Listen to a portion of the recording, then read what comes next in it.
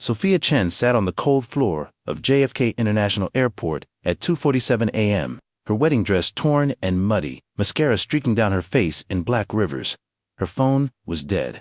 Her wallet was empty, and her heart was shattered into so many pieces she wasn't sure it could ever be whole again. Around her, the few late-night travelers gave her wide berth, uncomfortable with her visible breakdown. A security guard had asked twice if she needed help. She'd said no both times, because what could anyone do? How could anyone fix what had been destroyed? 6 hours ago, Sophia had been the happiest woman alive, about to marry the man of her dreams. Now, she had nothing. No fiancé, no best friend, no future, just a ruined dress, and the humiliating memory of walking in on her fiancé and maid of honor in the bridal suite 3 hours before the ceremony was supposed to start. Sophia pressed her forehead against her knees, trying to make herself smaller, trying to disappear. That's when she heard the voice. Sophia, she looked up through tear-blurred vision and froze. Standing in front of her, dressed in an impeccable three-piece suit, despite the ungodly hour, was the last person she expected to see. Daniel Park, her childhood neighbor, her brother's best friend. The quiet boy who'd always been there, hovering in the background of her life like a ghost she'd never quite noticed.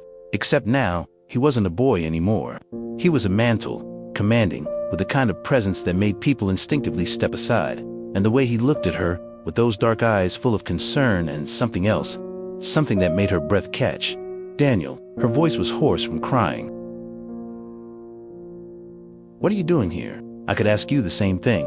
He knelt beside her, his expensive suit touching the dirty airport floor without hesitation. "But I think I can guess. Marcus didn't show up for the wedding, did he?" The mention of her ex-fiancé's name made Sophia's chest constrict. "How did you know?" "Because I've always known Marcus didn't deserve you." Daniel's voice was gentle but firm. "I've known it for 5 years. I just couldn't say it without sounding like the jealous friend." "Jealous?" Sophia laughed bitterly. "Why would you be jealous? You barely ever talk to me." Daniel was quiet for a moment. Then he did something that made Sophia's world tilt on its axis. He reached out and gently wiped a tear from her cheek. "Because I've been in love with you since we were 17 years old," he said, "and watching you plan a wedding to someone else has been the hardest thing I've ever done." Sophia stared at him, unable to process the words. "What, come with me?" Daniel said, standing and offering his hand. "Let me get you out of here. Let me take care of you. And then, when you're ready, I'll tell you everything." "I can't. I don't have anywhere to go. My apartment was our apartment. Marcus and I know that's why you're coming with me."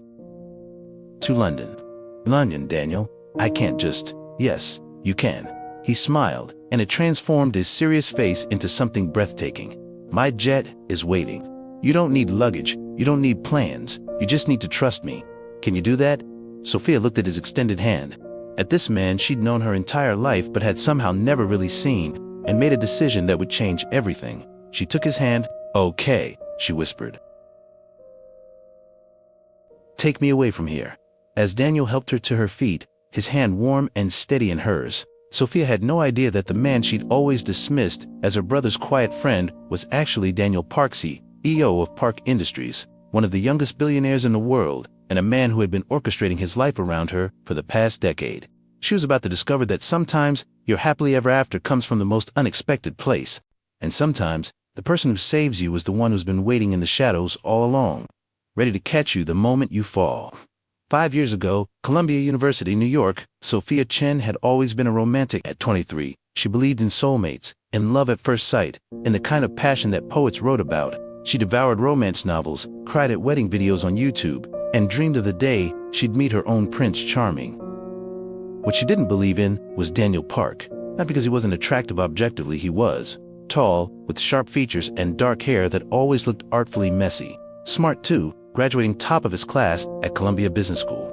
But Daniel was safe, predictable. He was her older brother, Jason's best friend, the guy who'd been at their house every weekend since high school. He was background noise, as familiar and unremarkable as furniture. He never said much, just watched everything with those dark, thoughtful eyes, occasionally offering quiet observations that people usually ignored in favor of louder, flashier opinions. Sophia barely noticed him, until the night she met Marcus Chen at a gallery opening in Soho. Marcus was everything Sophia had dreamed of. Charismatic, passionate, an up-and-coming artist whose paintings were starting to gain attention. He had this way of making you feel like you were the only person in the room, like every word you said was fascinating. "You have the most incredible bone structure," were his first words to Sophia. "Has anyone ever told you that you should be painted?" Sophia had blushed, charmed by the line despite its obviousness. That's very forward. Life's too short not to be forward when you see something beautiful. Marcus had smiled, and it was dazzling. I'm Marcus. And you are? Sophia Chen. Chen like Jason Chen. He's my brother. Do you know him? We've met a few times. Small world. Marcus leaned closer. Though I have to say, Jason never mentioned he had such a stunning sister. I would have remembered. They talked for 3 hours. About art, about dreams, about life. Marcus wanted to change the world with his paintings, to make people feel things they'd forgotten they could feel. Sophia wanted to be a writer, to tell stories that mattered. They were perfect for each other. Or so Sophia thought. What she didn't see was Daniel Park standing across the gallery, watching, always watching. Marcus pursued Sophia with the same passion he brought to his art. Grand gestures, surprise dates, love notes hidden in her textbooks. He made Sophia feel like the heroine of her own romance novel.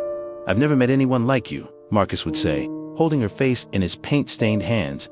You make me want to be better, create better, love better. Sophia fell hard and fast. Her brother Jason was less enthusiastic.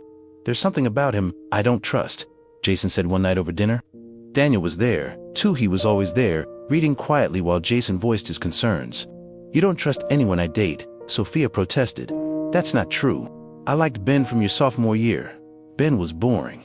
Ben was stable. Marcus is. Jason struggled to find the words. He's too smooth. Soph, everything is always a performance with him. That's not fair. He's an artist. He sees the world differently. Or he's performing for you. And you can't tell the difference. Sophia had looked at Daniel then, expecting him to back up Jason. They were best friends, after all. They always agreed on everything. But Daniel just met her gaze and said quietly, I think Sophia should decide for herself who makes her happy. It was such a simple statement, but something about the way Daniel said it, like he genuinely cared about her happiness, made Sophia pause. Thank you, Daniel, she'd said. He'd nodded and gone back to his food, and Sophia had gone back to defending Marcus, and the moment passed. But Daniel remembered it. He remembered everything about Sophia. The way she bit her lower lip when she was concentrating. How she always ordered hot chocolate instead of coffee, no matter the season. The small scar on her left hand from a childhood accident involving Jason's skateboard. He remembered because he'd been in love with her since he was 17 years old.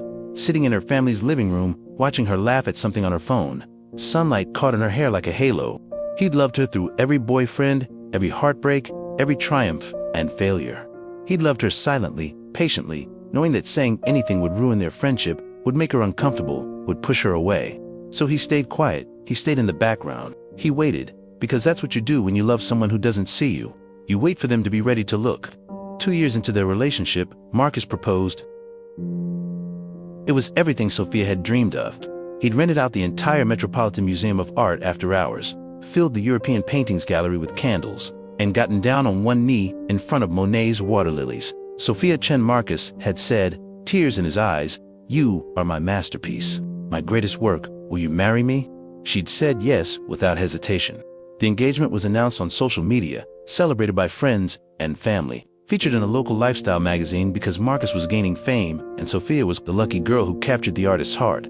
Jason didn't come to the engagement party, but Daniel did. He showed up in a perfectly tailored suit, brought an expensive bottle of champagne, and congratulated Marcus with genuine politeness. Take care of her, Daniel had said, shaking Marcus's hand. There was something in his tone, not quite a threat, but definitely a warning. Of course, Marcus had replied smoothly, Sophia is my everything. Later that night, Daniel had pulled Sophia aside. Can I talk to you for a minute? Privately. They'd gone out to the terrace of Marcus's loft. The city spread out below them, millions of lights like fallen stars. I'm happy for you, Daniel said. But, Sophia prompted, because she could hear the unspoken word. But I want you to promise me something. What? Daniel turned to face her, and the intensity in his eyes made Sophia's breath catch. Promise me that if you ever need anything at all, you'll call me. Not Jason, not your parents, me, Daniel. That's sweet, but I'll have Marcus promise me. Sophia, his voice was urgent now. Please, just promise. There was something in his expression that made Sophia agree, despite her confusion. Okay, I promise. But Daniel, why are you saying this? Do you know something about Marcus that I don't? Daniel was quiet for a long moment. Then he shook his head. No, I want you to be happy. And if you're ever not happy, I want you to know that you have someone you can count on. I do know that. You're one of my best friends. Friend? The word hung in the air between them. Daniel smiled, but it didn't reach his eyes. Yeah. Friends? He'd left shortly after, making excuses about an early meeting. Sophia had watched him go, troubled by something she couldn't quite name. But then Marcus had called her back inside, and there were toasts to be made and a wedding to plan. And Daniel Park faded back into the background where he'd always been.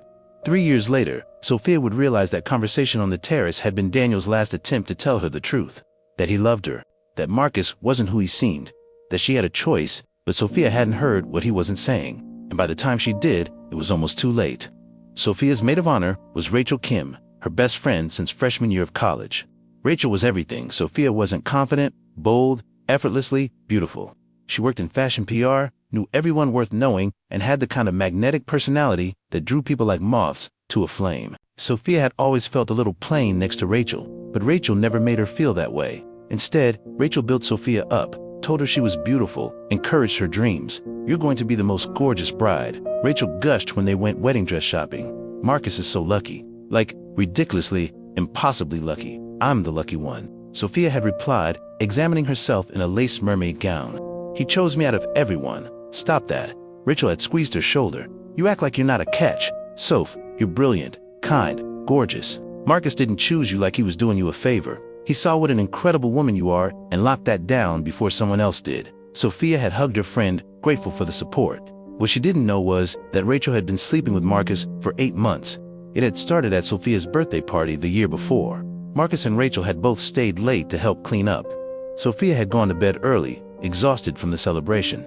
And Marcus had kissed Rachel in the kitchen, his hands tangling in her hair. All his pretty words about Sophia forgotten in an instant. "We can't," Rachel had whispered, even as she kissed him back.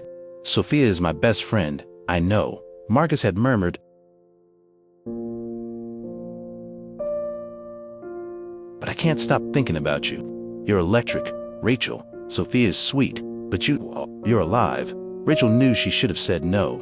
You should have told Sophia immediately, should have preserved her friendship over a man, but Marcus was intoxicating. And Rachel had always been a little jealous of Sophia, of her sweetness, her innocence, the way people automatically wanted to protect her. For once, Rachel wanted something that was Sophia's, so she took it. They had been careful.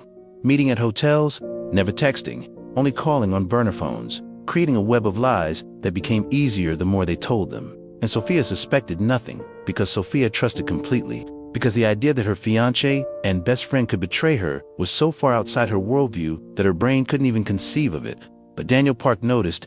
He noticed the way Marcus and Rachel looked at each other when they thought no one was watching. He noticed Rachel's too enthusiastic support of the wedding, like guilt manifesting as overcompensation. He noticed Marcus's increasing work trips and Rachel's convenient same-day client meetings. Daniel wanted to tell Sophia, God, how he wanted to tell her, but he had no proof, just suspicions. And if he was wrong, it would destroy his relationship with Sophia. She'd think he was jealous, trying to sabotage her happiness. So Daniel did what he always did. He watched, he waited, and he prepared. Because Daniel Park had learned long ago that when you love someone, you don't just hope for the best, you plan for the worst. And he had a feeling Sophia would need him soon. The day of the wedding was perfect, sunny but not too hot. A light breeze that carried the scent of roses from the garden venue. Everything Sophia had dreamed of. She woke up at the hotel suite at 6 a.m., too excited to sleep. Rachel was already there, looking stunning even without makeup. Big day, Rachel said, handing Sophia a mimosa. How are you feeling? Like I'm going to throw up from happiness. Sophia laughed. Is that normal? Completely normal? You're marrying the love of your life? They spent the morning getting ready, hair, makeup, final dress fitting. Other bridesmaids came and went, but Rachel stayed close, increasingly quiet as the day progressed. Are you okay? Sophia asked at one point. Fine, Rachel said too quickly. Just emotional. My best friend is getting married. What she didn't say was that Marcus had texted her that morning, one last time before I do this. Rachel had said no, but the fact that he'd asked, that he'd propositioned her on his wedding day, had finally broken through her delusion. This wasn't love. This was just Marcus being Marcus selfish, impulsive, unable to commit to anyone fully. Rachel had been about to confess everything when Sophia's mom arrived, and the moment was lost. At 2 p.m., everything was ready. Sophia's dress was on, her makeup perfect, her veil arranged just so. She looked like a princess from a fairy tale. I need to find Marcus, Sophia said. I know it's bad luck, but I want to give him my gift before the ceremony. I'll go with you, Rachel offered, her stomach twisting with dread. They walked through the garden toward the bridal suite, where Marcus was supposed to be getting ready with his groomsmen. But when they arrived, the door was closed, and from inside came sounds that made Sophia's blood run cold. Rachel grabbed Sophia's arm. Wait, but Sophia had already opened the door. Inside, Marcus was pressed against one of the bridesmaids, Tessa, Rachel's cousin, his pants undone, her dress hiked up.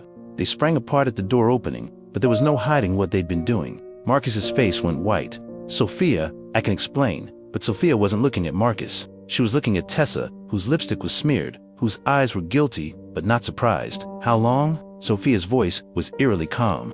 "Soph," Rachel started. "How long, Rachel?" Sophia turned to her best friend, and Rachel saw the exact moment Sophia figured it out. The way her eyes widened, then went cold. "Oh my God, you knew, and you didn't tell me."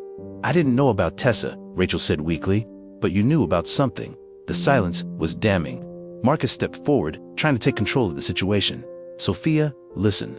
This is just cold feet. Wedding jitters. It doesn't mean anything. Get away from me." Sophia's voice was ice. "All of you, get away from me." She ran. Through the garden, past surprised guests who were starting to arrive, past her parents, who called after her. She ran until she couldn't breathe, until her vision blurred with tears, until she found herself on a street she didn't recognize, in a dress that suddenly felt like a cage. She called an Uber with shaking hands, told the driver to take her to the airport. "Which airline, miss? Any?" "All of them, just get me out of here." At the airport, Sophia bought a ticket to London with her emergency credit card. The next flight wasn't for 6 hours, so she sat on the floor in her ruined wedding dress and cried until she had nothing left, until Daniel Park found her, until her life changed forever. Daniel's private jet was nothing like Sophia had imagined a plane could be. It was more like a luxury apartment that happened to fly. Leather seats that reclined into beds, a full bathroom with a shower, a small bedroom in the back, everything cream and gold and impossibly elegant. "How do you have a private jet?" Sophia asked as Daniel guided her up the stairs. Her voice was numb, disconnected from her body. "It's a long story," Daniel said. "Why don't you take a shower first? There are clothes in the bedroom that should fit you. We'll talk once you're comfortable."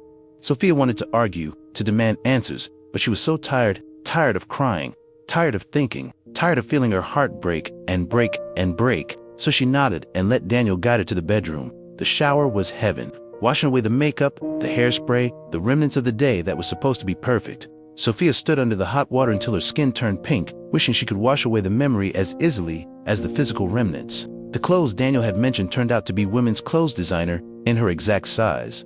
A soft cashmere sweater, comfortable leggings, even underwear still in its packaging. It was strange, thoughtful, almost like Daniel had been prepared for this exact scenario. When Sophia emerged, the plane was already in the air. Daniel was sitting in one of the leather chairs, his suit jacket removed, tie loosened. He looked up when she entered, and something in his expression softened. Better. Marginally. Sophia sat across from him.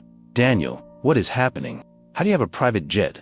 And why do you have women's clothes in my size just available?" Daniel was quiet for a moment. Then he leaned forward, his elbows on his knees, his hands clasped. "Because I've been in love with you for 11 years, he said simply. "And I've been preparing for the day you might need me for almost as long." Sophia stared at him. "What?" "I'm not just Jason's friend, Sophia. I'm Daniel Park, CEO of Park Industries. We do tech development, real estate, venture capital. I'm worth about $12 billion, give or take." The number was so absurd that Sophia's brain couldn't process it. 12 billion. "I started my first company when I was 19, sold it for 50 million, used it to start Park Industries. We've grown exponentially over the past 8 years. He smiled slightly. "Your brother knows, obviously, but I asked him not to tell you. I didn't want that to change how you saw me." "Why wouldn't you want me to know?" "Because you already didn't see me. Sophia, you looked at me like I was glass. If you'd known I had money, you might have started seeing me as something, an opportunity, a status symbol, something other than just me, and I wanted you to see me, just me, the guy who's been in love with you since we were 17. Sophia felt like she was in a dream, or a nightmare. She couldn't tell which. 17. "Daniel, we barely talked when we were 17. "I know, because every time I tried to talk to you, I'd get nervous and say something awkward, and you'd smile politely and go back to whatever you were doing. So I stopped trying. I just watched, and fell more in love with you every day. That's crazy, I know. Believe me, I know. I've spent years in therapy trying to get over you. It never worked." Daniel ran a hand through his hair. "I watched you date other guys, watched you fall for Marcus, watched you plan a wedding to someone who didn't deserve you. And I kept telling myself it was fine, that your happiness was what mattered, that maybe if I just waited long enough, you'd eventually see me.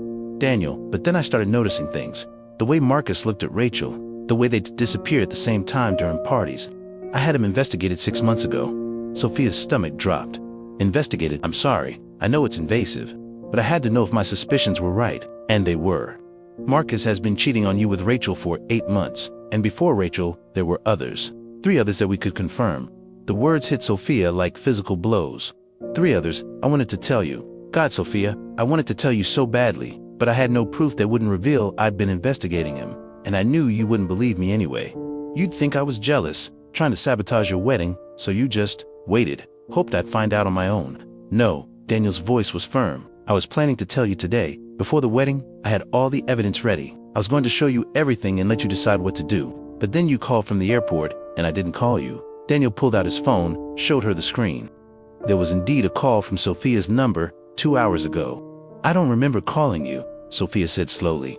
You pocket-dialed me. I heard you crying, heard you tell the Uber driver to take you to the airport. So, I tracked your phone, figured out which terminal you were in, and came to find you. It should have been creepy, the tracking, the investigation, the 11 years of silent devotion. But somehow, all Sophia felt was overwhelming gratitude that someone had cared enough to find her. Why London? She asked. Because I have an apartment there. You can stay as long as you need. No expectations, no pressure. Just a safe place to heal. Daniel's eyes were intense. I'm not telling you all this because I expect you to fall in love with me, Sophia. I know that's not how feelings work. I'm telling you because you deserve the truth. And because I'm done watching from the shadows, Sophia felt tears building again. I don't know what to say. You don't have to say anything. Just let me take care of you. Let me show you what it's like to be loved by someone who actually sees you. And then, when you're ready, you can decide if you want to go back to New York, or stay in London, or go anywhere else in the world. I'll support whatever you choose, even if what I choose doesn't include you. Daniel's smile was sad, but genuine. Even then, because loving someone means wanting them to be happy, even if that happiness doesn't include you. Sophia looked at this man, this stranger who wasn't a stranger, and felt something shift inside her chest. Not love, not yet, but something that felt like the possibility of it. Okay, she whispered. Let's go to London. Daniel's smile this time was brilliant, transforming his entire face. Then let's go home, he said, and for the first time in hours, Sophia felt like maybe, just maybe, everything would be okay. Daniel's London apartment turned out to be a penthouse overlooking Hyde Park. It was all floor-to-ceiling windows, modern furniture, and carefully curated art. The kind of place that appeared in architecture magazines with captions like, "Billionaire's Urban Oasis." This is your apartment, Sophia asked, taking in the space. One of them, I have properties in New York, Tokyo, Singapore, and Dubai, but London is my favorite. The city feels alive in a different way than New York. Daniel set down her small bag. He'd had someone purchase basics for her during the flight. You can have the master bedroom. I'll take the guest room. Daniel, this is your home. I can't kick you out of your own bedroom. You're not kicking me out. I'm offering it to you. His expression was gentle. Sophia, you've just been through something traumatic. You need space, comfort, privacy. Please, let me do this for you. There was something about the way he said it, not as a billionaire offering charity, but as a friend wanting to help, that made Sophia's resistance crumble. Okay, thank you. The master bedroom was stunning. A king-size bed with what looked like 1,000 thread-count sheets, a bathroom with a tub big enough to swim in, a walk-in closet that was already stocked with clothes in her size. How did you? Sophia started to ask. I called ahead during the flight. Had my assistant send over some basics. Daniel leaned against the doorframe. I guessed your size based on years of paying attention. If anything doesn't fit, we can go shopping tomorrow. Sophia should have been uncomfortable with how prepared Daniel was, but instead, she felt cared for in a way she never had with Marcus. Marcus had been all grand gestures and public declarations, but the small things, remembering her coffee order, knowing when she needed space, anticipating her needs, those had never been his strength. Daniel, apparently, had been cataloging those small things for 11 years. I don't know how to process this, Sophia admitted. Any of this, you don't have to process it tonight. Tonight, you just need to rest. Daniel moved to leave, then paused. Sophia, I'm glad you're here. Even though I hate the circumstances that brought you here, I'm glad I get to finally take care of you the way I've wanted to for years. After he left, Sophia lay in the enormous bed, staring at the ceiling, trying to make sense of her new reality. 24 hours ago, she'd been planning to marry Marcus. She believed in their future, in their love, in the life they would build together. Now, all of that was ashen. In its place was Daniel Parker, a man she'd never really known, who'd claimed to have loved her for over a decade, who had orchestrated his entire life around the possibility that she might one day need him. It was overwhelming. It was intense. It was also, Sophia was surprised to realize, comforting. For the first time in her life, someone had chosen her first, not after other priorities, not as a consolation prize, but first, always first. Daniel had built an empire, but he'd apparently done it with one eye always on her, ready to drop everything the moment she needed him. That kind of devotion should have been scary. Instead, it made Sophia feel safe. She fell asleep thinking about the boy next door she'd never noticed, and wondering what other things she'd been too blind to see. Sophia woke to sunlight streaming through floor-to-ceiling windows and the smell of coffee. For a blissful moment, she forgot where she was. Then reality came crashing back. The wedding, Marcus, Rachel, the betrayal, and Daniel. She found him in the kitchen, wearing casual clothes, jeans, and a soft gray sweater that made him look younger, more approachable. He was cooking something that smelled amazing. "Morning," he said when he noticed her. "I made breakfast. Pancakes, eggs, bacon. I wasn't sure what you'd want. You cook. I live alone. It was learn to cook or exist on takeout." He smiled. "Coffee's fresh. Help yourself." Sophia poured a cup, added cream and 2 sugars the way she liked it. When she turned around, Daniel was watching her with an expression she couldn't quite read. "What?" she asked. "Nothing. It's just, you're here, in my kitchen. I've imagined this so many times, it feels surreal to have it actually happen. Probably not under circumstances you imagined, though." "No," Daniel admitted. "In my imagination, you came here because you wanted to. Not because you were running away from someone else." They ate breakfast in comfortable silence. It struck Sophia how easy this was being with Daniel. No pressure to perform, to be interesting, to fill every silence with conversation. He seemed content just to exist in the same space as her. It was different from Marcus, who had always needed an audience, always needed to be the center of attention. "What do you usually do on Sundays?" Sophia asked. "Work, mostly. I'm not great at relaxing." "That sounds lonely." "It is," Daniel said simply. "But I told myself it was temporary. That once I built Park Industries into something substantial, once I had the resources and stability, I'd go back to New York and finally tell you how I felt. But you didn't, because by the time I had all that, you were with Marcus. And I couldn't. I couldn't ruin something that made you happy, even if it killed me to watch." Sophia set down her fork. "Daniel, can I ask you something? Anything? Do you ever resent me? For not seeing you? For making you wait all these years?" Daniel was quiet for a long moment. When he spoke, his voice was thoughtful. "I used to. In the beginning, I'd be angry that you could look right through me like I didn't exist. But then I realized something. You can't blame someone for not seeing what they're not looking for. You were looking for a grand romance, for passion, for someone exciting. And I was none of those things. I was just a quiet guy in the background. You're not just anything. I know that now, but I didn't then. I was so busy trying not to scare you away that I made myself invisible. And you can't love what you can't see." The words hung in the air between them. "I see you now," Sophia said softly. "Do you?" Daniel's gaze was intense. "Or are you just grateful to the person who rescued you?" It was a fair question, and Sophia didn't have an answer. "I don't know," she admitted. "Everything is so confused right now. Yesterday I was supposed to be getting married. Today I'm in London with a man I barely know who claims to have been in love with me for 11 years. I don't know what I feel about anything." "That's okay," Daniel said. "You're allowed to not know. You're allowed to take all the time you need to figure it out. What if I never figure it out? What if I could never see you the way you see me?" Daniel's smile was sad but genuine. "Then at least I'll have had this. A few days where I got to take care of you, where you were in..." Daniel's smile was sad but genuine. "Then at least I'll have had this. A few days where I got to take care of you, where you were in my space, drinking coffee in my kitchen, existing in my life. I'll take whatever you can give me, Sophia. Even if it's just friendship." Sophia felt tears prick her eyes. "You deserve someone who loves you back." "I do, but the heart wants what it wants. And mine has always wanted you." After breakfast, Daniel showed Sophia around London. They walked through Hyde Park, visited the Tate Modern, had lunch at a small cafe in Notting Hill. Daniel pointed out his favorite bookshops, the places he went when he needed to think. "I thought you'd be working constantly," Sophia said as they browsed a used bookstore. "Isn't that what billionaire CEOs do, usually?" "I cleared my schedule for the week.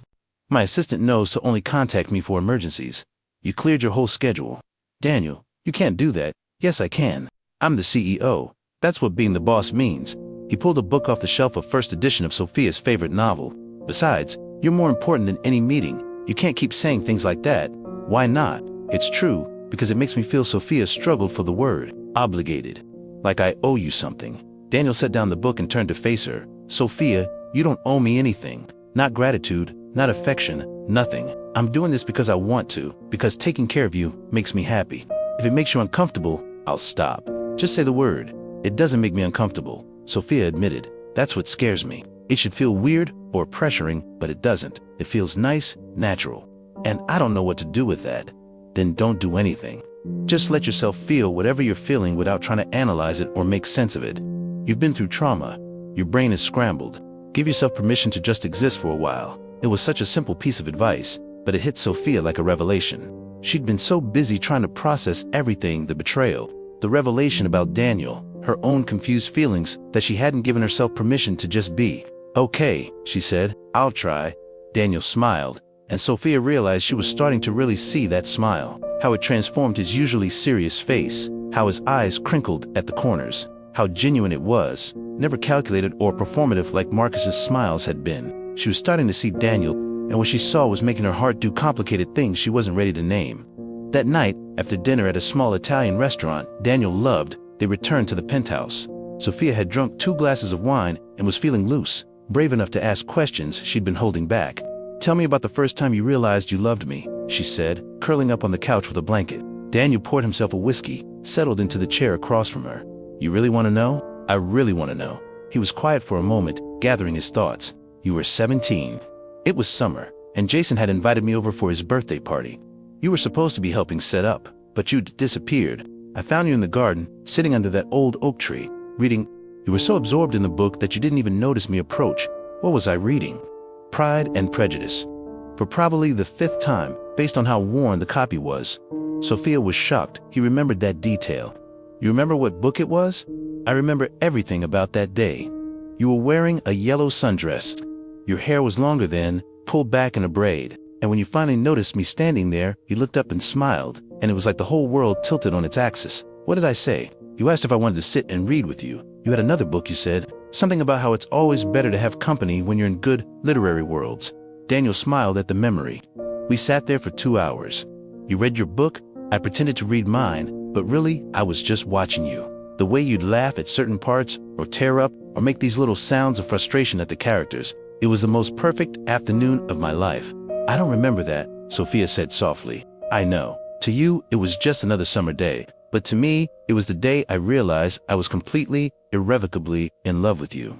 And every day since, I've been measuring my life by moments with you in them versus moments without. That's a lot of pressure to put on someone, I know. That's why I never told you. I didn't want you to feel responsible for feelings you didn't ask for. Daniel took a sip of his whiskey. Can I tell you something else? Yes. Every major business decision I've made has been with you in mind. I built Park Industries not just for success, but so I'd be someone worthy of you. Someone who could give you the world if you wanted it. Someone stable and secure and capable of taking care of you. Daniel, I know it sounds obsessive. Maybe it is, but I couldn't help it.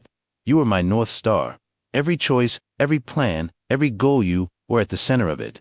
Sophia felt overwhelmed by the weight of his devotion. That must have been exhausting. It was, but it also gave me purpose. I wasn't just building a company. I was building a life that I hoped you might one day want to be part of. And now that I'm here, but broken and confused and definitely not in love with you, Daniel met her eyes steadily. Now I get to show you what it's like to be loved without conditions, without expectations. Just pure, unconditional love. And maybe that will be enough. Maybe it won't. But either way, I get to finally be honest about who I am and what I feel. And that's its own kind of freedom. Sophia didn't know what to say to that. So she did the only thing that felt right in the moment. She got up, crossed to where Daniel sat, and hugged him. Daniel froze for a second, clearly surprised. Then his arms came around her, holding her close but not tight, giving her space to pull away if she wanted. Sophia didn't pull away. She stayed there, in Daniel's arms, and let herself feel safe for the first time in days. Thank you, she whispered. For what? For seeing me, for saving me, for being patient with me. Always, Daniel said, for as long as you'll let me. The first week in London passed in a strange, suspended reality. Sophia had turned off her phone, refusing to see the messages that were undoubtedly piling up. She didn't want to hear Marcus's excuses, or Rachel's apologies, or her family's concerns. She just wanted to exist in this bubble with Daniel, where the real world couldn't reach her. Daniel worked from home, taking meetings in his office while Sophia explored the city or read in the penthouse. They had breakfast together every morning and dinner together every night. Sometimes they talked for hours, sometimes they sat in comfortable silence. Sophia was learning things about Daniel she'd never known. That he spoke 4 languages fluently, that he played piano beautifully, that he had a wicked, dry sense of humor that only appeared when he felt comfortable. You're funny, Sophia said one night, laughing at a comment he'd made about a reality show they were hate-watching together. Most people don't get my humor. They think I'm too serious. You are serious, but you're also funny. It's a good combination. Daniel looked at her with an expression that made her stomach flip. You're the only person who's ever said that. Then everyone else is an idiot. They were sitting on the couch, closer than they'd been before. Sophia was hyper-aware of the warmth of Daniel's arm near hers, the faint scent of his cologne, the way his eyes tracked her movements like she was the most fascinating thing in the room. Sophia, Daniel said softly, can I ask you something? Of course. Are you happy here? The question surprised her. Yes. Why? Because I need to know if I'm helping or if I'm just another complication in your life right now. Sophia thought about it honestly. You're helping? Being here, away from everything? With you it's given me space to process without drowning. I didn't realize how much I needed that until I had it. Good. Daniel's relief was visible. I worry sometimes that I'm being selfish, that I'm using your vulnerability to keep you close. I don't think so, but I'm also too close to the situation to be objective. Sophia reached out and took his hand. It was the first time she'd initiated physical contact beyond that hug. Daniel's fingers intertwined with hers like they'd been designed to fit together. You're not being selfish, Sophia said. You're being kind. There's a difference. The line feels thin sometimes, maybe, but I trust you to know where it is. That night, Sophia lay in bed, thinking about trust. She'd trusted Marcus completely, and he'd destroyed that trust in the most devastating way possible. But somehow, she found herself trusting Daniel, this man she barely knew more than she'd trusted anyone in years. Maybe because Daniel had never pretended to be anything other than what he was. He'd laid all his cards on the table, revealed his feelings with brutal honesty, and then stepped back and let her choose. Marcus had been all performance, all carefully crafted image. Daniel was just real, and real was starting to look very appealing. The bubble burst on day 8. Sophia woke up from a nightmare, Marcus and Rachel laughing at her, calling her naive and stupid, everyone at the wedding pointing and whispering. She woke up crying, gasping for air, her heart racing with panic. She stumbled out of the bedroom and found Daniel already awake in the kitchen, making coffee even though it was 4 a.m. Sophia. He set down his mug immediately when he saw her face. What's wrong? I can't breathe. I can't. She was hyperventilating, tears streaming down her face. It hurts. Everything hurts, and I can't make it stop. Daniel was there in an instant, guiding her to the couch, sitting beside her. Breathe with me, he said calmly. In 4 counts, hold for 4, out for 4. Follow my breathing, he demonstrated, and Sophia tried to match his rhythm. It took several minutes, but gradually her breathing slowed, the panic receding. Better, Daniel asked, when her breathing normalized. I'm sorry. I didn't mean to. Don't apologize. You're processing trauma. This is normal. It doesn't feel normal. It feels like I'm losing my mind. You're not losing your mind. You're healing. And healing hurts before it gets better. Sophia leaned against him, exhausted. I loved him, Daniel. I really loved him. How could I love someone who was capable of that? Because love isn't always rational. Because people are good at hiding who they really are. Because you trusted him and he betrayed that trust. None of that is your fault. But I should have seen the signs. Rachel tried to tell me once, I think. She said something about Marcus being too charming. And Jason always said he didn't trust him. But I didn't listen because I wanted so badly to believe in the fairy tale. That doesn't make you stupid. It makes you hopeful, optimistic. Those are good qualities, Sophia. Don't let Marcus's betrayal make you ashamed of them. But look where those qualities got me. Humiliated on my wedding day, my best friend sleeping with my fiancé, my whole life imploding. Daniel turned to face her, his hands gently cupping her face. Look where those qualities got you. Here, with someone who actually sees your worth, who would never, could never, betray you the way Marcus did. Maybe everything had to fall apart so you could see what was right in front of you, all along.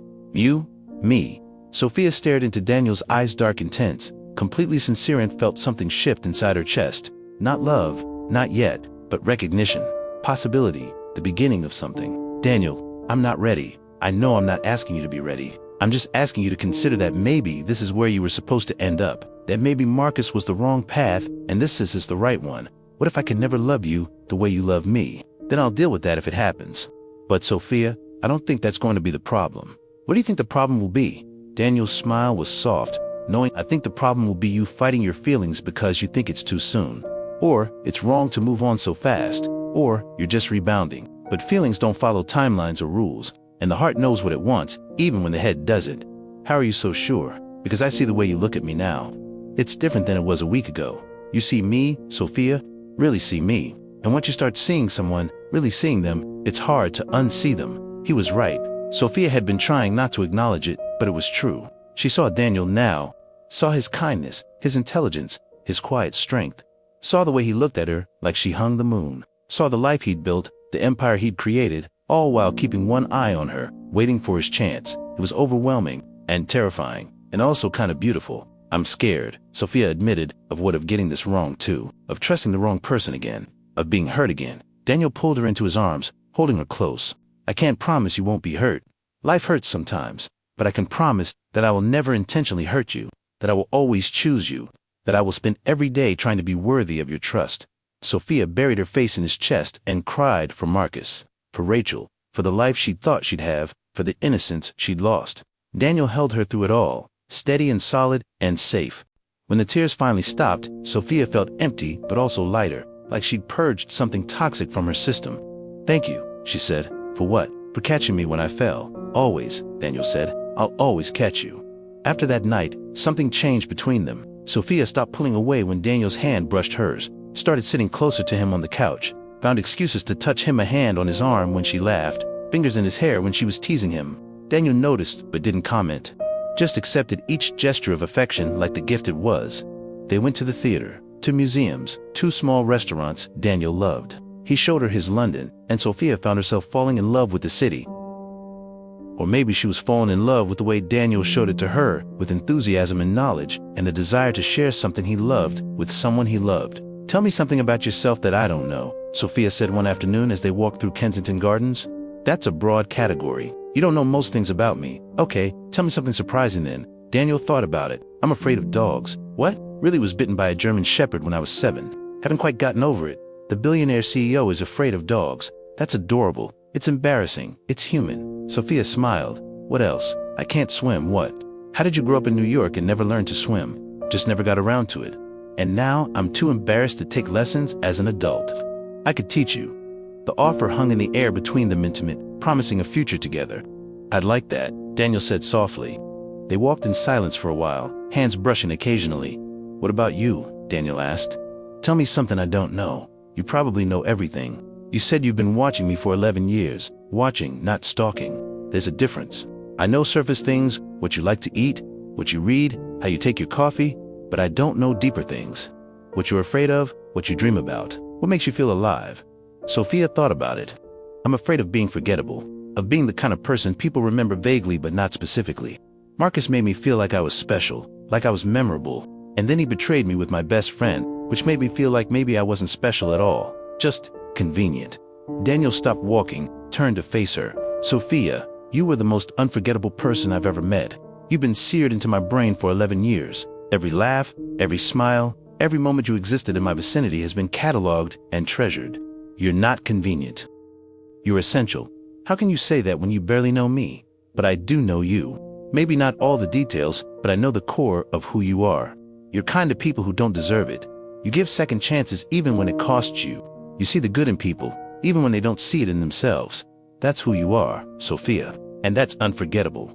Sophia felt tears building again, but these were different than the tears she'd been crying all week. These were tears of recognition, of being seen in a way she'd never been seen before. Daniel, you don't have to say anything. I just needed you to know that Marcus was an idiot. And anyone who makes you feel less than extraordinary doesn't deserve you. That night, they ordered takeout and ate on the penthouse terrace, watching the sunset over London. The city was beautiful from this high tall lights and energy and possibility. Can I tell you something? Sophia said as they finished dinner. Always. I'm glad he cheated. Daniel looked surprised. Really, not glad that it hurt. Not glad that I was humiliated, but glad that I found out before I married him. Because if I hadn't found out, I would have married him. And I would have been miserable. And I wouldn't have known why. Because I would have been too busy trying to be the perfect wife to notice that he was a terrible husband. That's a very mature perspective. I'm trying. It's hard. Part of me still wants to be angry and bitter and hurt. But another part of me is starting to see this as a gift. A painful, humiliating gift, but a gift nonetheless. A gift how? Because it brought me here to London. To you? To a life I didn't even know was possible. Sophia turned to face him. Daniel, I need to be honest with you about something. Okay? I'm starting to feel things for you. Things that scare me because they're happening too fast and in the wrong order. I'm supposed to grieve Marcus first. Supposed to heal first. Supposed to figure out who I am on my own first. But instead, I'm sitting here thinking about kissing you, and that feels wrong on every level. Daniel was very still. Do you want to kiss me? Yes and no. And yes again. I'm a mess. Daniel, you're not a mess. You're human. And feelings don't follow rules or timelines. If you want to kiss me, you should kiss me. If you don't, you shouldn't. It's that simple. But what if I regret it? What if I'm just rebounding and I hurt you?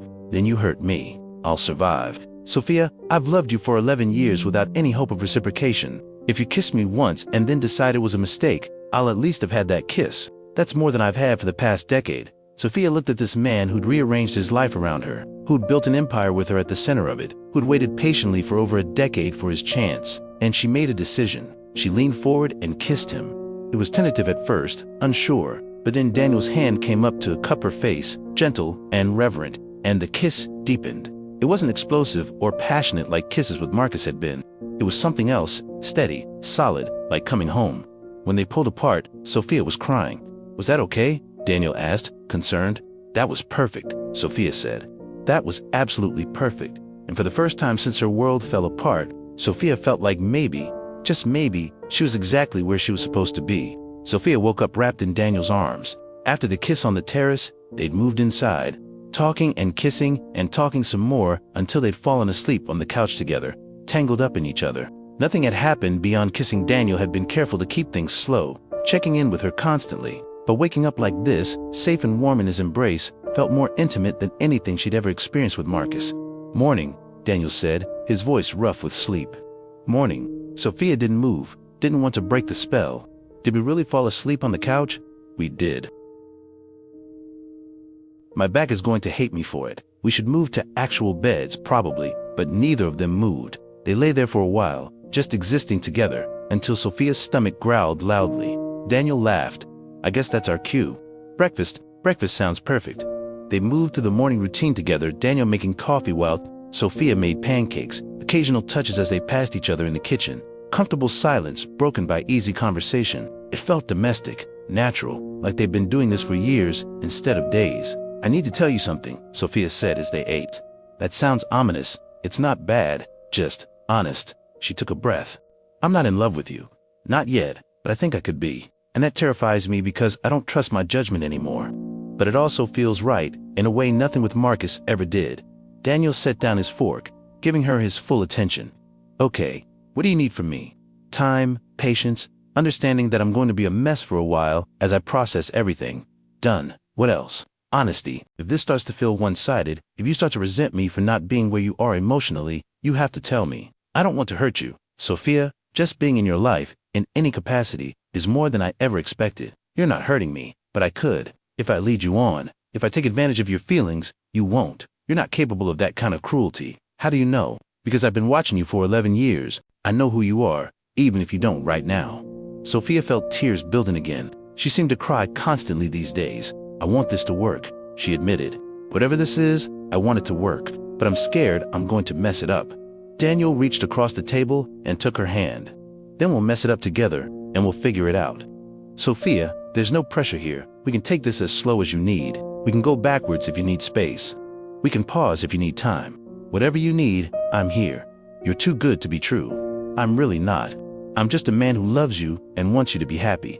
That's not complicated. But it felt complicated to Sophia because she was starting to realize that what she'd had with Marcus wasn't love. It was infatuation, attraction, the thrill of being chosen. But it wasn't the steady, solid thing she was feeling with Daniel. Daniel didn't make her heart race. He made her heart feel safe, and maybe that was better. 2 weeks into her London exile, Sophia finally turned on her phone. The messages were overwhelming. Marcus, 47 texts, 23 missed calls. Rachel, 89 texts, 31 missed calls. Her mother, 156 texts, 67 missed calls. Jason, 12 texts, 4 missed calls. And 1 text from her father, sent the day after the wedding. I'm here when you're ready to talk. I love you. Sophia started with Jason's messages. They were characteristically blunt. Marcus is a dick. Rachel is a snake. Mom is freaking out. Dad is worried, but giving you space. Daniel told me you're in London. Good. Stay there. Let me know when you're ready to come home. I'll throw Marcus off a bridge for you. Sophia smiled despite herself. That was Jason protective, loyal, willing to commit violence on her behalf. She texted back, I'm okay. Tell Mom and Dad I'm safe. I'll call soon. Jason's response was immediate. Daniel treating you right? Yes, better than right. Good. He's loved you forever. About time you noticed. You knew. Everyone knew except you. Soph, we were all just waiting for you to catch up. Sophia didn't know what to make of that. If everyone knew, why hadn't anyone told her? She scrolled through Marcus's messages. They started apologetic. "Sophia, please, let me explain. It wasn't what it looked like. I love you, only you." Then angry, "You're being dramatic. It was just cold feet. Everyone makes mistakes. At least answer your phone." Then desperate, "Please, I need you. We can work through this. Don't throw away 5 years over one mistake." Sophia deleted all of them without responding. Rachel's messages followed a similar pattern. Apology, excuses, anger, desperation. But unlike Marcus, Rachel's final message was different. "You deserve better than both of us. I'm sorry I couldn't be the friend you needed. I hope you find happiness, Soph. Real happiness, not the fake kind we were all performing." Sophia stared at that message for a long time. There was something honest about it, something that acknowledged the fundamental dysfunction of their entire relationship. She didn't respond to Rachel either. Some betrayals were too deep for forgiveness. Finally, she called her mother. Sophia, her mother's voice was thick with relief and tears. "Oh my God, baby, where are you? Are you okay?" "I'm fine, Mom. I'm in London." "London? Why London?" "It's a long story, but I'm safe. I'm with Daniel Park." There was a pause. "Jason's Daniel." "Yes." "Oh, another pause. Is there something I should know?" "Maybe. I don't know yet. But Mom, I'm okay. I know the wedding was a disaster, and I'm sorry you wasted all that money. Don't you dare apologize. Marcus wasted that money, not you." "Baby, I'm just glad you found out before you married him. You didn't like him either. I thought it was too slick, too performative. Your father agreed, but we didn't want to say anything because you seemed so happy." Everyone had seen it except Sophia. She'd been so busy being in love with the idea of Marcus that she'd missed all the red flags. "I was an idiot," Sophia said. "You were in love. There's a difference. Love makes us all idiots sometimes." They talked for an hour about the wedding, about Marcus, about Rachel, about Daniel. Her mother asked careful questions, clearly trying to understand what was happening without being judgmental. "Do you love him?" her mother asked finally. "Daniel, I don't know. Not yet, but I think I could. Does that make sense?" "Perfect sense." Love isn't always a lightning bolt, Sophia. Sometimes it's a slow sunrise. You wake up one day and realize it's been growing without you noticing. After hanging up, Sophia felt lighter. Her parents knew she was safe. Jason had her back, and Marcus and Rachel could go to hell. She found Daniel in his office, working on something on his computer. "How'd it go?" he asked, clearly having heard her on the phone. "Better than expected." "My mom likes you, by the way. She barely knows me. She knows you're taking care of me." "That's enough." Daniel saved his work and turned to face her. "Are you okay?" "That must have been a lot." "It was, but I'm okay." Sophia moved into the office, perched on the edge of his desk. "Daniel, can I ask you something?" "Always. Did everyone really know you loved me?" Jason said everyone knew. Daniel's expression was rueful. "Pretty much. I wasn't as subtle as I thought I was." "Then why didn't anyone tell me? Would you have believed them if they had?" Sophia thought about it honestly. If Jason had come to her a year ago and said Daniel is in love with you, she would have laughed it off, thought it was a joke. "No," she admitted. "I wouldn't have." "Exactly. You had to see it for yourself, and you weren't looking." "I'm looking now, I know. And I'm trying very hard not to let that go to my head." Sophia laughed, and it felt good. She'd been laughing more in the past 2 weeks than she had in the past 2 years. "You're good for me," she said. "You're good for me too. You make me feel seen in a way I haven't felt since, well, ever. Not even when you were building your billion-dollar empire. Success is nice, but it's lonely. Having you here, sharing my space, existing in my life, that's worth more than any company valuation." Sophia slid off the desk and into Daniel's lap, surprising both of them. His arms came around her instinctively, holding her close. "Thank you," she said. "For what?" "For waiting, for being patient, for not giving up on me even when I couldn't see you." "Thank you for finally looking," Daniel replied. They sat like that for a long time, wrapped up in each other, and Sophia felt something she hadn't felt in weeks. Peace. A month after the disaster of her wedding day, Sophia realized she'd fallen in love with Daniel Park. It wasn't a dramatic revelation, no lightning bolt, no sudden clarity, just a quiet understanding that crept up on her gradually and then all at once. She realized it one morning, watching Daniel make coffee in his kitchen, his hair messy from sleep, humming off key to a song on the radio.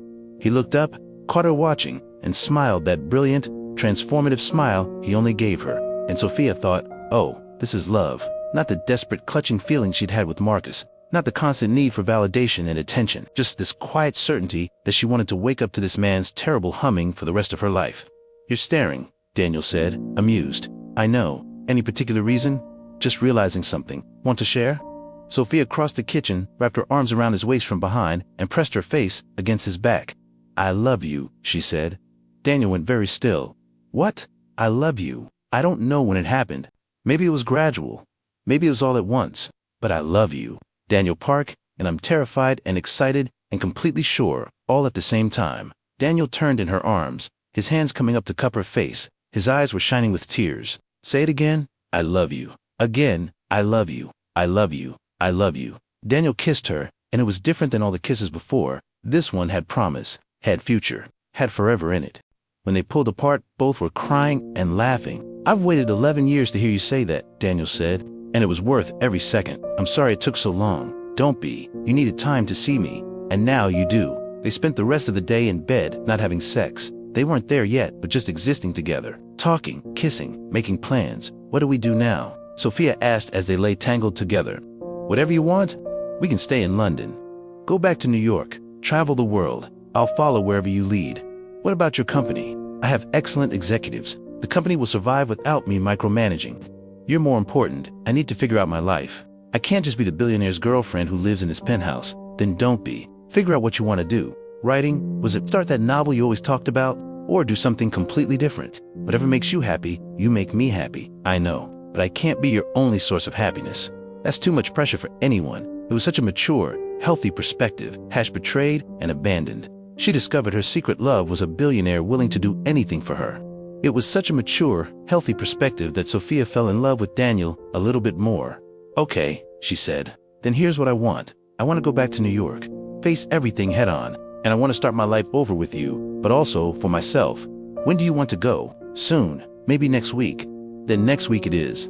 That night, they made love for the first time. It was tender, careful, full of emotion. Daniel treated Sophia like she was precious, breakable, worth treasuring. And afterward, as they lay wrapped in each other, Sophia realized that this was what she'd been missing with Marcus. This feeling of being cherished, of being seen, of being loved, not for what she could offer, but simply for who she was. I wish I'd seen you sooner, Sophia whispered in the darkness. I'm glad you see me now. That's all that matters.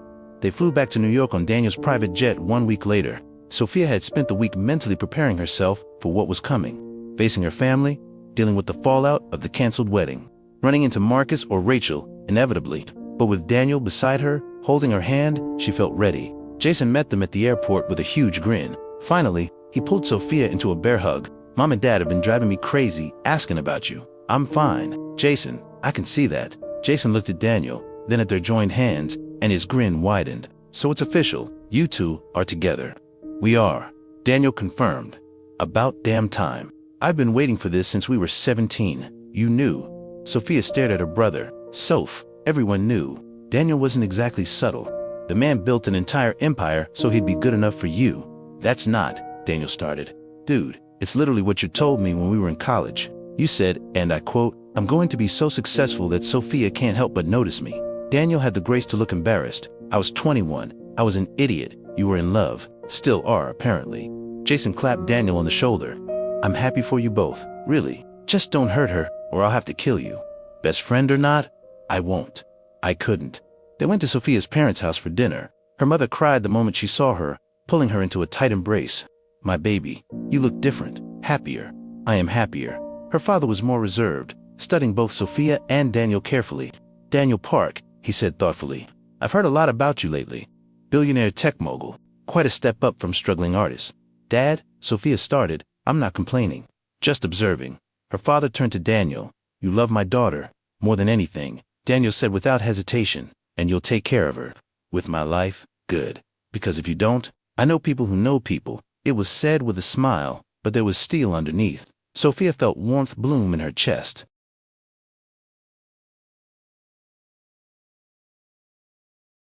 Her father was protecting her, the way he should have protected her from Marcus. Dinner was surprisingly normal. They talked about London, about Daniel's business, about Sophia's plans for the future. Her parents didn't bring up Marcus or Rachel or the wedding, letting Sophia set the pace. It wasn't until after dinner, when Sophia was helping her mother with dishes, that her mother asked, Are you really okay, baby? I am. I know it seems fast, moving from Marcus to Daniel, but it doesn't feel fast. It feels like I'm finally where I'm supposed to be. Then that's all that matters. Just promise me one thing. What? Don't lose yourself in another relationship. Figure out who Sophia is on her own, what she wants, what makes her happy independent of any man. I won't. Daniel is encouraging me to find myself. He doesn't want me to just be his girlfriend. Then he really is different from Marcus. Her mother squeezed her hand. I like him, Sophia. He looks at you the way your father looks at me, alike. You're his whole world. 2 days after returning to New York, Sophia ran into Rachel. It was inevitable, in a city where they'd shared the same social circles for years. Sophia was having coffee with a friend from college when Rachel walked into the cafe. They locked eyes across the room. Rachel looked terrible thinner with dark circles under her eyes. She hesitated, clearly debating whether to approach. Sophia made the decision for her. She stood up and walked over. "We should talk," Sophia said. They found a quiet corner of the cafe, sat across from each other like strangers. "I'm sorry," Rachel said immediately. "I know that doesn't mean anything, but I'm sorry. I was a terrible friend." The worst friend? Yes, you were. I don't have an excuse. I was jealous. I was selfish. I made horrible choices, and I hurt the person who trusted me most. Why? Sophia needed to understand. Why did you do it? Was it just about Marcus, or was it something more? Rachel was quiet for a long time. When she spoke, her voice was raw. It was never really about Marcus. It was about you. About how everyone loved you, protected you, wanted to keep you safe. You're the good one, the sweet one, the one everyone worried about. And I was just Rachel, the fun friend, the party girl. Nobody worried about me because I seemed like I had it all together. So you slept with my fiancé because you were jealous of me. PA, I slept with your fiancé because, for once, I wanted something that was yours. I wanted to feel special the way you always seemed to feel special. But you know what I learned? Being the other woman doesn't make you special. It makes you pathetic. Despite everything, Sophia felt a pang of sympathy. Rachel, you were special. You didn't need Marcus to make you that. I know that now. Took losing my best friend to figure it out. Rachel wiped her eyes. I don't expect forgiveness. I don't even deserve it. But I needed you to know that I'm sorry. That I hate myself for what I did. That you deserve so much better than both of us. I did, Sophia agreed, but I also got something better. Marcus's betrayal brought me to someone who actually sees me, who actually loves me for real. So in a weird way, you did me a favor. You're with someone. Daniel Park, Jason's friend. Rachel's eyes widened. The quiet one. The one who always stared at you. That's him. Turns out he's not so quiet when you actually talk to him. And he's kind and honest and everything Marcus pretended to be. I'm glad. You deserve that happiness, Soph. Rachel stood to leave. I won't bother you again. But thank you for hearing me out. After Rachel left, Sophia's friend came over. You okay? Yeah, Sophia said, surprised to realize it was true. I'm actually okay. Marcus showed up at Daniel's building 3 days later. Security called Daniel's penthouse. Mr. Park, there's a Marcus Chen here asking to see Miss Sophia Chen. Should we send him up? No, Daniel said immediately, but Sophia put her hand on his arm. It's okay. I need to do this. Face him. You don't owe him anything. I know, but I need closure. I need to look him in the eye and tell him exactly what I think of him. Daniel wasn't happy, but he respected her choice. I'll be right here if you need me. They met in the building's private lounge neutral ground, with security nearby. Marcus looked rough, unshaven, rumpled clothes, eyes red rimmed. He stood when Sophia entered. Sophia, thank God I've been trying to reach you. I know. I got your messages. I deleted them all. Please, just hear me out. It was a mistake. A stupid, terrible mistake. But it doesn't change how I feel about you, how you feel about me. Sophia laughed, but there was no humor in it. Marcus, you slept with my best friend for 8 months. That's not a mistake. That's a choice.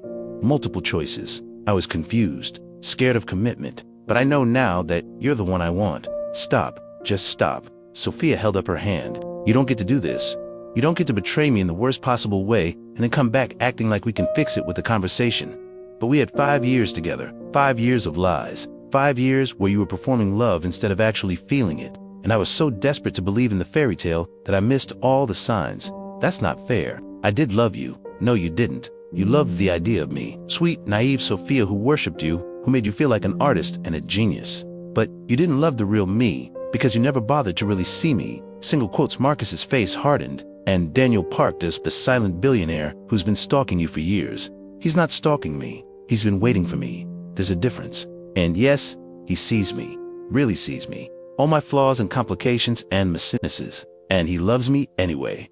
You're with him? Already? Jesus, Sophia, we haven't even been broken up for 2 months. We were never really together. Marcus, not in any way that mattered. I was in love with a fiction, and you were in love with yourself. That's not a relationship. So what? You're just going to run off with your brother's rich friend and live happily ever after? That's not real life, Sophia. Maybe not, but it's more real than anything I had with you. Sophia stood to leave. Marcus grabbed her arm, not hard, but enough to stop her. Sophia, please, don't throw away what we had. The door opened. Daniel stood there, his expression dangerous. "Take your hand off her now." Marcus dropped Sophia's arm immediately, apparently recognizing the threat in Daniel's voice.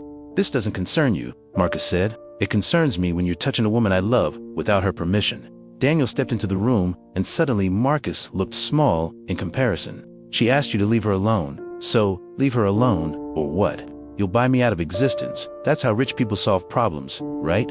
No, I'll just be here every time she needs me, being the man you could never be.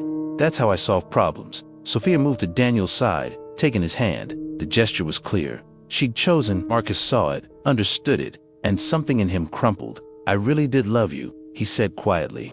"Maybe in your way, you did," Sophia replied, "but your way wasn't good enough. Goodbye, Marcus." They left him standing there, alone in the lounge. In the elevator back to the penthouse, Daniel pulled Sophia into his arms. "You okay?" "I'm perfect." That felt good, like closing a door that should have been closed weeks ago. "You were amazing, strong. I'm so proud of you. I couldn't have done it without knowing you were there, ready to step in if I needed you. Always. I'll always be ready to step in." 6 months after the disaster wedding, Sophia's life looked completely different. She'd started writing her novel A Romance, ironically, about a woman who has to lose everything to find what she was really looking for. Her agent was excited about the first 3 chapters. She'd moved into Daniel's penthouse officially, though she kept her own apartment as a writing studio. It was important to her to maintain some independence, and Daniel supported that completely. They'd gone public with their relationship, much to the delight of the society pages. Billionaire Daniel Park and his mystery girlfriend became a constant headline. Sophia found it amusing rather than stressful. She'd reconciled with her family, who loved Daniel and constantly joked about finally having a son-in-law they approved of. She hadn't spoken to Marcus or Rachel since their confrontations. She'd heard through mutual friends that Marcus was dating someone, knew some actress who probably didn't realize what she was getting into, and Rachel had moved to LA, apparently trying to start fresh. Sophia wished them both well, from a distance. But the most surprising development was Jason's news. "I'm moving to London," Jason announced over Sunday dinner at their parents' house. "What? Why?" Sophia asked. "Got a job offer at Daniel's London office, head of European operations." Sophia turned to Daniel. "Did you create a job for my brother?" "No. I offered him a job he's qualified for because he's brilliant at what he does. The fact that he's your brother is just a bonus." "Sure, I'm serious. Jason is perfect for the role. He speaks 3 languages, has experience in international markets, and is one of the smartest people I know." Single quotes, Jason grinned. "See, the billionaire thinks I'm smart." "The billionaire is biased," Sophia said, but she was smiling. After dinner, Daniel and Sophia walked through Central Park, enjoying the late summer evening. "Are you happy?" Daniel asked, deliriously. "Are you? I have you."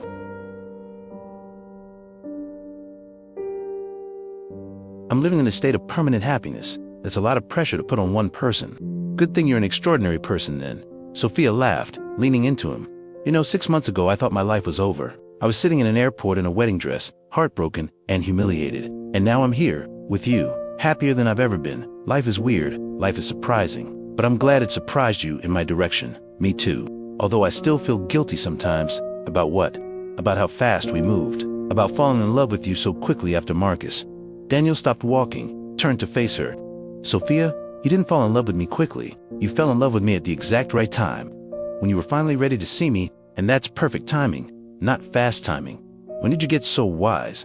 I've had 11 years to think about love and timing. I've had to come to terms with the possibility that you might never love me back. So when you did, I wasn't going to waste time questioning it. Do you ever wish I'd seen you sooner? That we'd had more time together? Sometimes, but mostly I'm just grateful I got to have you at all. Every day with you is a gift I thought I'd never receive." Sophia kissed him.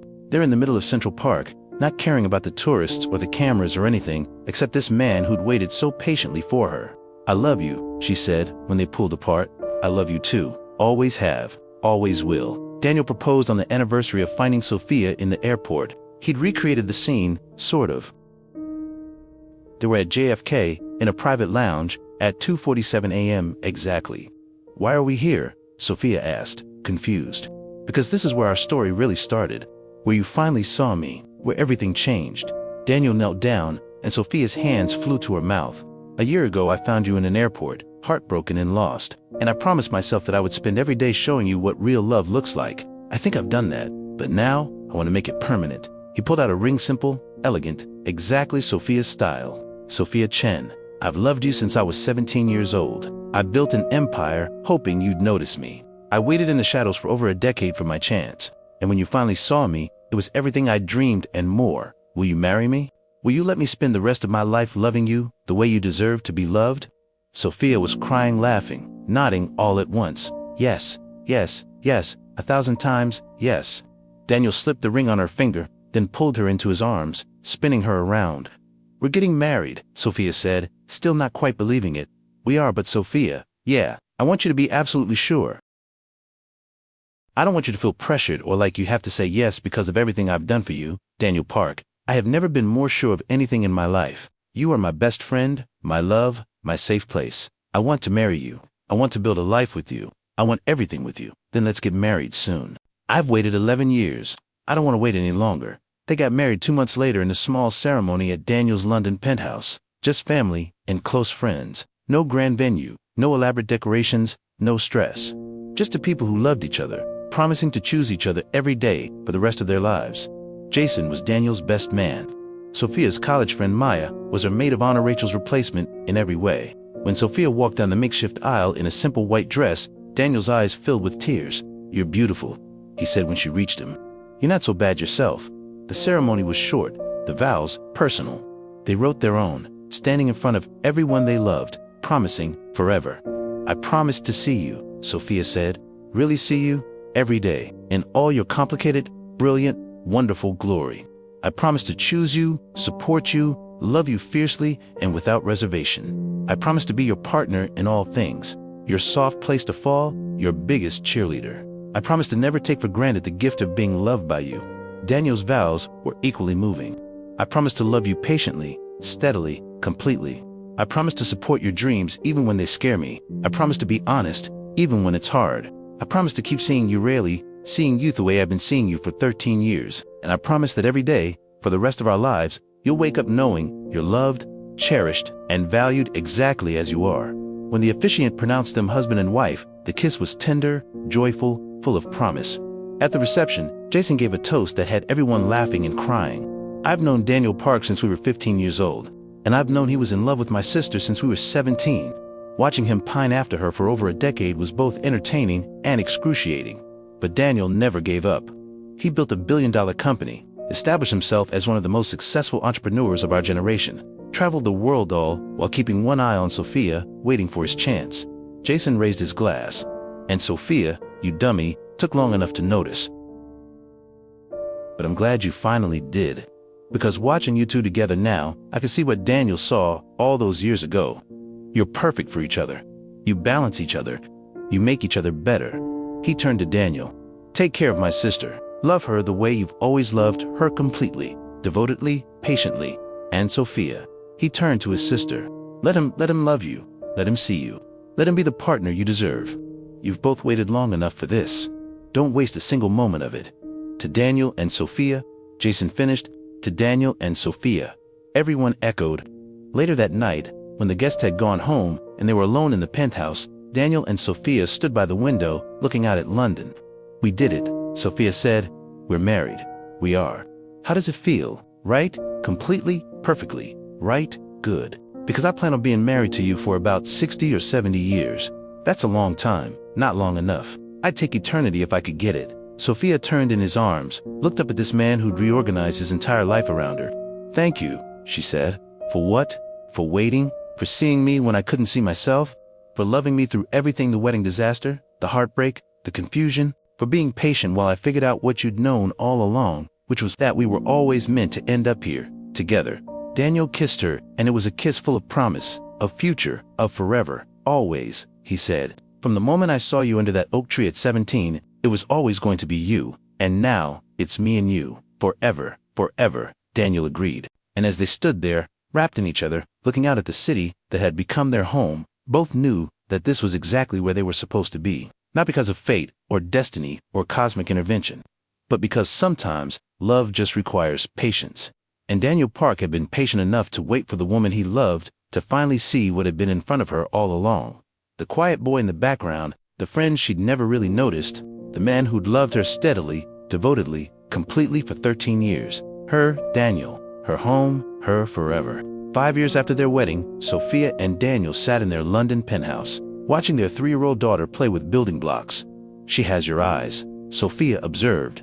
"And your stubbornness," Daniel replied, watching their daughter Emma determinedly try to stack blocks in an architecturally impossible configuration. "Emma, honey, that's not going to work," Sophia called out. "Will, too," Emma insisted, her little face scrunched in concentration.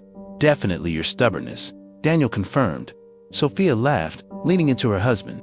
"Did you ever imagine this? 5 years ago when we got married, every day since I was 17, I'd imagine us together, imagine a family, imagine a life. But the reality is so much better than anything I imagined, even with the sleepless nights and the toddler tantrums, especially with those, because it's real. It's messy and complicated and perfect." Emma's tower finally collapsed, and she looked at her parents with wide eyes, waiting to see if they'd be upset. "That's okay, baby," Sophia said. "Try again. Sometimes things have to fall apart before you can build them, right? Like you and Uncle Marcus," Emma asked innocently. Sophia and Daniel exchanged surprised looks. They'd told Emma elaborate versions of their story, but apparently she'd been paying more attention than they realized. "Yes," Sophia said carefully, "like me and Uncle Marcus. Sometimes we think we want something, but it has to fall apart so we can find what we really need. And you needed Daddy. I needed Daddy, very much, and Daddy needed you. For a very long time," Daniel confirmed. "I needed your mommy for 13 years before she finally noticed me. That's a long time. It was worth the wait." Emma seemed satisfied with this answer and went back to her blocks, this time trying a more stable configuration. Sophia's phone buzzed. A text from Jason, who was visiting from London with his fiancé. "Dinner tomorrow? Mia wants to see her goddaughter." Sophia texted back, "Perfect. Your place or ours?" "Ours. Mia's cooking. You know she's better at it than you." Rude, but accurate. She showed the text to Daniel, who laughed. "Your brother's getting married. Can you believe it? After watching him date half of London? No. But Mia is amazing. She somehow makes him almost tolerable. She must be a miracle worker then." They sat in comfortable silence for a while, watching Emma play, enjoying the peace of a Sunday afternoon. "Do you ever think about Marcus or Rachel?" Daniel asked suddenly. It was a question he rarely asked, but Sophia appreciated that he felt safe enough to wonder. "Sometimes, not often. I heard Marcus got divorced last year, and Rachel was engaged to some tech guy in San Francisco. Does it hurt, knowing they're moving on?" "No. If anything, I'm glad they found their own paths, and I'm grateful they crashed mine so spectacularly because it brought me to you. I'm grateful though I wish you hadn't had to be hurt to get here. But that's the thing about pain, right? It teaches us, it shows us what we really want by showing us what we don't. I had to have my heart broken by the wrong person to recognize true love when it was standing right in front of me." How very philosophical, Mrs. Park. "I'm a published author now. I'm allowed to be philosophical." Sophia's novel had been published 2 years ago and became a surprising bestseller. The story of a woman finding true love after devastating betrayal resonated with millions of readers. She was currently working on her second book. Speaking of which, how's the new book coming? Good. I'm at the part where the hero finally tells the heroine he's loved her for years. Art imitating life. Always. Why write fiction when real life gave me the perfect love story? Daniel kissed her temple. "I love you. Have I mentioned that today? Only 17 times, but I'll never get tired of hearing it. Good, because I plan on saying it at least 17 more times before bed." Emma toddled over, climbed into Sophia's lap. "Mommy, tell me the story." "Which story, baby?" "The airport story. When Daddy found you." It had become Emma's favorite bedtime story, the tale of how her parents found each other. Sophia had sanitized it, of course, removed the parts about betrayal and heartbreak. In Emma's version, it was just a story about a woman who was lost and the man who'd always been able to find her. "Once upon a time," Sophia began, "there was a woman sitting in an airport." As she told the story, Daniel's arms around both of them, their daughter's warm weight in her lap, Sophia felt overwhelming gratitude for the betrayal that set her free, for the pain that taught her what love wasn't, for the patient man who'd waited in the shadows for over a decade for this life they'd built together, and they lived happily ever after, Emma prompted when Sophia finished. "And they're living happily right now," Sophia corrected. "Because happily ever after isn't an ending, baby. It's a choice you make every day, and you choose Daddy every single day, and Daddy chooses you every single day," Daniel confirmed. "That's good," Emma said, satisfied. She kissed both her parents, then scrambled down to return to her blocks. Daniel pulled Sophia closer. "Thank you. For what? For finally seeing me, for saying yes, for building this life with me, for giving me Emma, for every day of the past 7 years. Thank you for waiting, for never giving up, for showing me what real love looks like. It was easy. Loving you has always been the easiest thing I've ever done. And there, in their London home, with their daughter playing nearby and the sun setting over the city, Sophia understood something fundamental. Sometimes the person you're meant to be with is the one who's been there all along. You just have to be ready to see them. And sometimes, being betrayed and abandoned is exactly what you need to discover that your secret love is a billionaire, willing to do anything for you. Not because of the money, or the power, or the grand gestures, but because true love doesn't announce itself with fireworks and drama. True love waits quietly in the background, building empires and patience in equal measure, ready to catch you the moment you fall. And when you finally see it, it's the most beautiful thing in the world.